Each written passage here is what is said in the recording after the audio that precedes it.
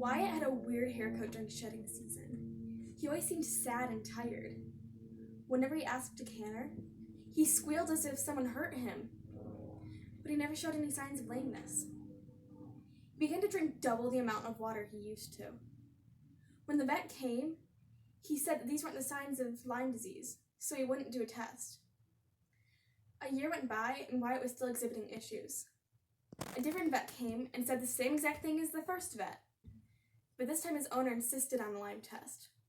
When the results came back, it said he had chronic Lyme disease. Hi everyone, my name is Tess Bergfjord. I'm 13 years old. I belong to the Ranch Riders and the Hands-On Homeschoolers 4-H Club, and the title of my presentation is Lyme disease. Lyme disease was never a common malady. In fact, it wasn't even heard of until 1975. But in the present day, an ever-increasing amount of horses are suffering from this terrible illness. Understanding this disease a little bit more help better prepare horse owners if their animal does happen to contract it. So today we're going to talk about the disease itself, the tick's life cycle, the symptoms your horse might get, the treatment options, and what we can do to ultimately prevent it. So what is Lyme disease? Well, Lyme disease is a bacterial sickness caused by the bacterium Borrelia burgdorferi. It's also usually carried by the deer or black-legged tick. They transfer it through blood. The disease was first discovered as a clinical illness in 1975. In 1982, a treponema-like spirochete bacteria was found in the stomach of the deer tick. A spirochete is a long, slender bacterium that gives the appearance of a telephone cord. As soon as this disease was found, it was called a new type of bacteria called Borrelia burgdorferi.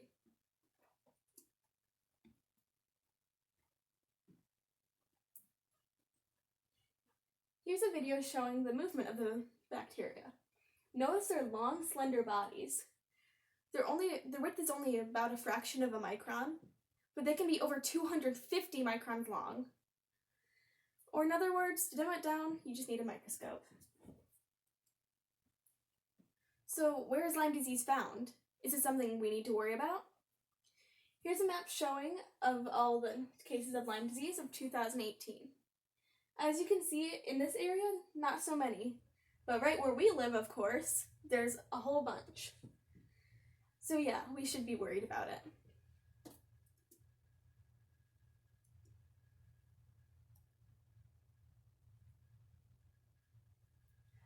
So what is Lyme disease? So how would my horse get Lyme disease? Well, as much as us already know, it comes from ticks. So let's quickly go over the life cycle, which can last for up to 2 years. There are 3 stages: larva, nymph, and adult. We'll start with the adult tick as it goes on to a large mammal, like me, or the dog, or beloved horses, the most important. Then the ticks will go and the girls will start eating and the boys will mate with all the females.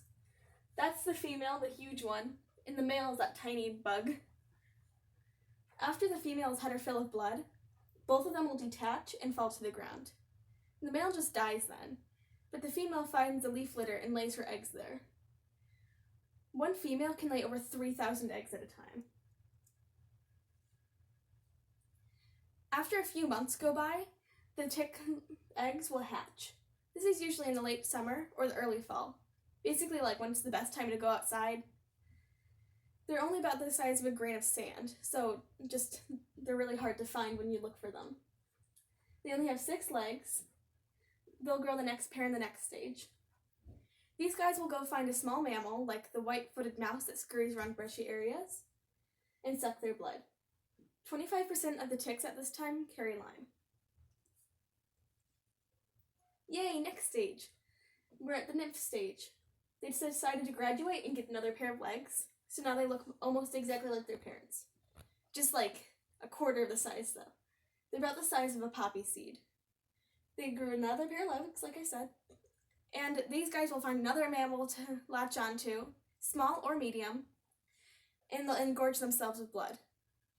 As soon as they're full, then they'll detach and fall to the ground to go dormant and mature. Finally, we're at the adult stage. The adults will wake up and they'll find a large mammal, like our beloved horses or dog or your mom or whatever, and they'll latch onto them. Then the cycle repeats. At this time, 50% of the ticks carry Lyme disease.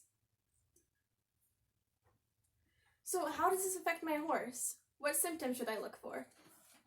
The problem with Lyme disease is that it can be anything. Your horse might not even show any symptoms, or your horse can turn into a tornado of trying to murder you. So here's a few common symptoms, but it could literally be anything. Shifting lameness, swelling of joints, muscle tenderness, hypersensitivity to being touched, chronic weight loss, muscle wasting, fever, lethargy, hepatitis or liver disease, uveitis or moon blindness, abortion, laminitis, poor performance, behavior change, head tilt, weakness, and ataxia. Ataxia is just a fancy name that they lose coordination in their gaits. There's been several times when horses have severe behavioral changes. Your puppy dog of a horse can suddenly turn into a fire-breathing dragon and want to murder you. My trainer always said, if your horse has a behavioral change, it's probably because of Lyme disease. Well, now that I've scared you all, how can we treat this or diagnose? So there's a Lyme disease test, but it can be unreliable because it counts the number of antibodies. You see, when it counts the number of antibodies, it counts the ones that are against the Borrelia burgdorferi. So if your horse has just gotten it, it's not going to have any antibodies against it. Whereas if your horse had it for like a month, then yeah, it's going to have a lot of antibodies against it. So it's really just a guessing game. So along with the test, we should go through the other criteria. Does the horse live in a high-risk area? Are the clinical signs the same as Lyme? And have other potential causes been ruled out? These are really good ways to tell if your horse is Lyme. Yay, treatment! How are we going to treat our horses if we find out that, yay, our horse has Lyme? So, there are 3 common options: oral doxycycline, oxytetracycline, and minocycline. Minocycline is known to be the most effective, but it's also the most expensive. People also use supplements to help their horse out. For example, for joint discomfort, glucosamine and MSM are great options. Probiotics, prebiotics, and yeast are good suggestions for digestive support. And for muscle recovery, lysine and 309 are good options.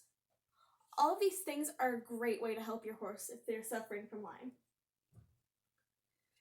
So now we're going into the finances. I talked about how the medicine can be expensive, so let's see how much it actually costs. Unfortunately, it costs way too much.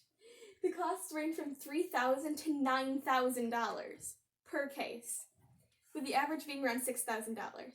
That's more than what my horse cost to buy, more than double. So, since we do not want to be draining our bank accounts, what can we do to prevent it? Well, SmartPack recommends that you avoid woods and brushy areas. This is where the ticks like to hide out. Along with that, remove any brush or tall grass that is living in your pasture. Horses don't like eating it anyway. Perform full tick body checks. Protect the horse with fly and tick sprays. And discourage any deer or rodents from coming into the pasture. If you do happen to find a tick in your pasture, be sure to not grab it by the body. That'll actually cause the tick to regurgitate and put all the blood right back into the horse's system. And if they carried Lyme, you just gave your horse Lyme disease.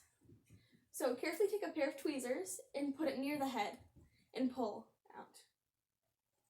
Just try your best to get the head. Another part of prevention, guinea fowl and other birds can decrease the amount of ticks in an area. They're super easy to take care of, and guinea fowl can eat over 4,000 ticks a day. So in conclusion, although Lyme disease wasn't a problem a few short years ago, it is now a threat we cannot continue to ignore. We live in a high-risk area where horses are constantly getting this terrible illness. Diagnosis is hard because the horse can literally have any symptoms, and the test can be unreliable. So vets are left with ruling out every single other disease before they even start to try to think it's Lyme. Along with that, treatment is extremely expensive, and most of us can't even afford to pay for that. So the best thing we can do is really try to prevent. Just take down your bushes, check for ticks, and just do your best. Hopefully this horrible disease will be at its end. Thank you. Here are my sources, with special thanks to these wonderful people. Susan Deacon gave me the idea because her horse got Lyme. Are there any questions?